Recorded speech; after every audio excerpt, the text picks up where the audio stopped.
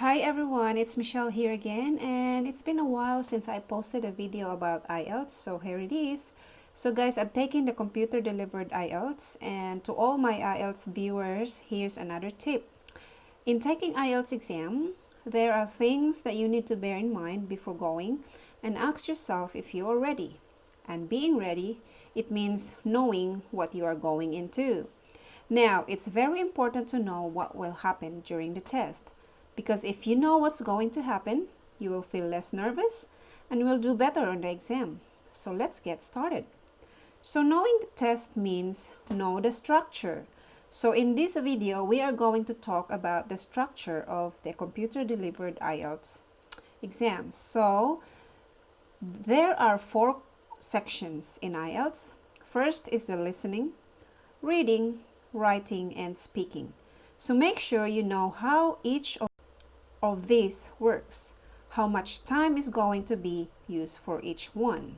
So let's proceed to the listening section. So this is the first section of the IELTS test. So in the listening section, you have 4 sections as well. So this is the first part of the IELTS exam, of the whole tests, the listening one. So on the test day, you will go in and you all prepared, you all ready and ready to go. So make yourself confident and relax and go on for the first section of the listening test. So the listening section is 40 minutes all up, and it is also composed of 4 sections. So it's composed of 10 questions in each sections. Now, the IELTS test has 2 different streams. Some people do the academic, some people do the general. The thing is that for general and academic, the IELTS listening is all the same. So it's all the same system, like the same audio. You can practice it anywhere. You can look up on YouTube on practice questions.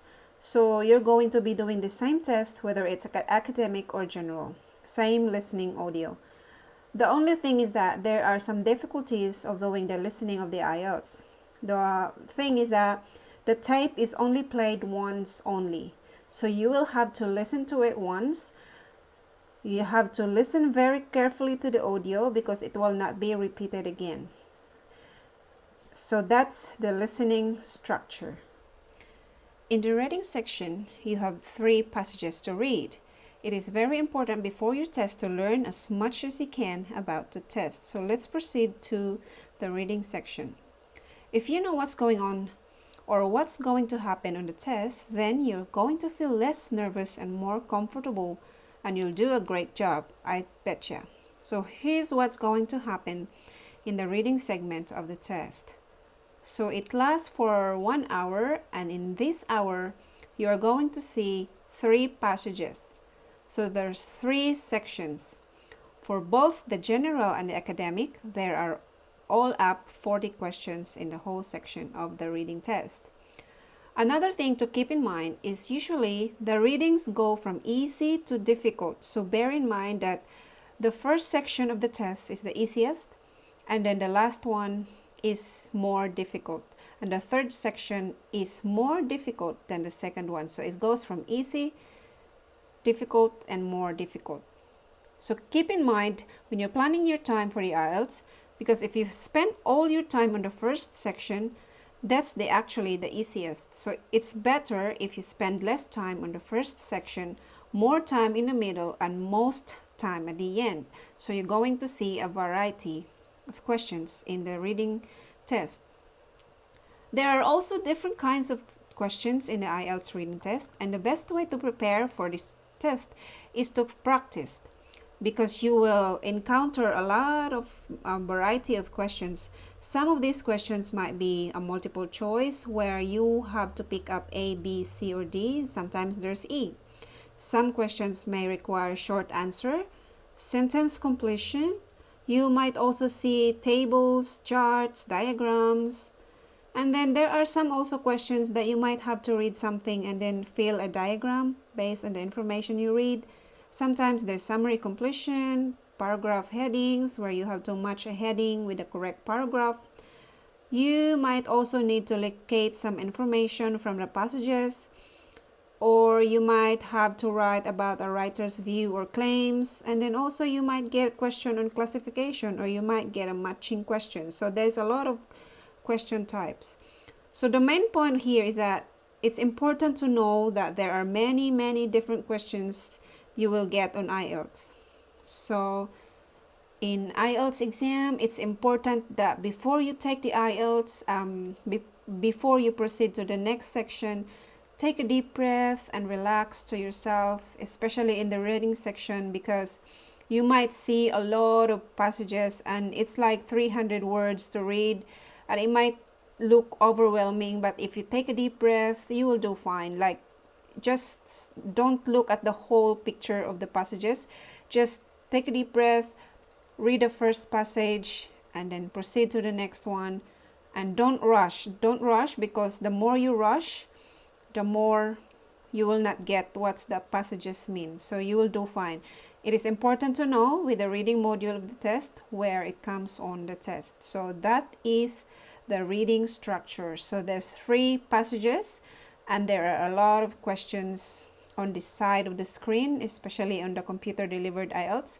There's the passage on the left side and the questions on the right side. So that's the reading structure. So let's proceed now to the writing section of the IELTS computer delivered exam. So the writing module contains 2 compulsory tasks named Task 1 and Task 2. So you know, in Task 1, you must summarize and compare information from a graph, a chart, a table, or a diagram, or a combination of these. So you might get either one of these or both, like you get 2 charts, a pie, a table, or a diagram. And Task 2, it is a topic in which you have to write a discursive essay, for example, agree or disagree, like something like that. But we will discuss it more further in our next video. The topic may be in the form of statement or question in the Task 2. In Task 1, your ability to analyze data objectively without giving an opinion, whereas in Task 2, it usually requires a subjective piece of writing wherein you can express your opinion about the question or the paragraph. So let's proceed with the writing section. In the exam, the minimum word limit is 150 words for Task 1, and you need to spend at least 20 minutes on this part of the test. So the maximum minute for Task 1 is 20 minutes, and the Task 2 is that you have to write 250 words, in which you need to spend about 40 minutes. So all up is 60 minutes or 1 hour. It is very important that you try to keep the word limits, because if you go under the word limit, you will get or you will lose a mark. But it's also important that you could write at least between 150 or 180 words for Task 1, or at least 250 or 300 for Task 2. So it's either you go over a little bit but not down a little bit. But don't you worry, because in computer delivered IELTS, there is a word counter at the bottom section. So you don't have to worry of how much words you put in, because you will know how much words you already written on the computer, because as soon as you type on the computer, you will see how much words is it already in there. So in the computer delivered IELTS, there is a question, and then there's a space there where you can type all your answers. And check out on my other videos about how the computer delivered IELTS writing looks like. And so you know, the Task 1, it says 20 minutes to spend to take the Task 1 exam in the writing, and the Task 2 is 40 minutes. But you can either finish Task 2 first, and then you can go back to Task 1 in computer delivered exam. So there's no really limit on the section. Either you can finish Task 2 first and then you go back to Task 1, or it's up to you if you want to finish Task 1 first and you proceed to Task 2. If you finish Task 1 first and you have a lot of time left, and then you can focus on Task 2, then it's much better. So don't you worry, there's a word counter. So that's the benefit of computer delivered IELTS. So that is the structure for our computer delivered IELTS writing section.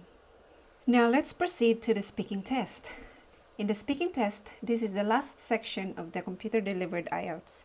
So there's not much difference with the paper-based exam compared to the computer-based, because in computer delivered IELTS, you will still have to have a discussion with a certified examiner.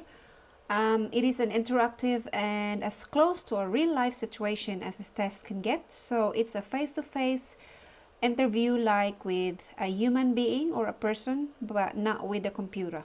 So it's the same with the traditional IELTS exam. So the IELTS speaking test is divided into 3 parts. Each part is different in terms of the given task and how you and the examiner will communicate. So let's proceed with the part 1. The part 1 will last 4 to 5 minutes. It is an introduction and interview where the examiner greets you and then introduces himself or herself to you. Then they will check your ID, and then the examiner will ask you some questions about topics that are familiar to you, like where did you grow up, where did you came from, something like that. The part 2 is 3 to 4 minutes. So it's like a long turn, like individual long turn. So it takes turn. The examiner will give you a card with a topic written on it and some prompts to help you with your answer. So you are also given a pencil and a piece of paper to make your notes if you wish. And then you will be given 1 minute to think about the topic and prepare your answer. Then they will tell you when to speak. So you must speak about the topic for 1 or 2 minutes. The examiner will stop you if you speak longer than this. So don't worry if they will stop you, because you didn't do anything wrong. It's just that the time is up. So practice speaking for 2 minutes so you will know if you over or lesser than that. Then after you finish talking, the examiner may ask you follow-up questions about the topic. So there are more questions until the 4 minutes is over. The third part of the speaking test also lasts for 4 to 5 minutes, and it is like a two-way discussion wherein the examiner will ask you some questions. It usually involves a discussion where the question have the same theme as part 2. For example, you discuss about technology in part 2, then this probably more of a follow-up questions where you have to discuss further the topic. And then the language that is required in this discussion generally is more abstract than the other sections. So yeah, in this speaking section you have like 15 minutes all up for the whole interview session. It is not done on a computer. Even if it is a computer delivered IELTS, it's still being interviewed by an examiner, a person, a human being, and the scores are also being done by a human being or a person.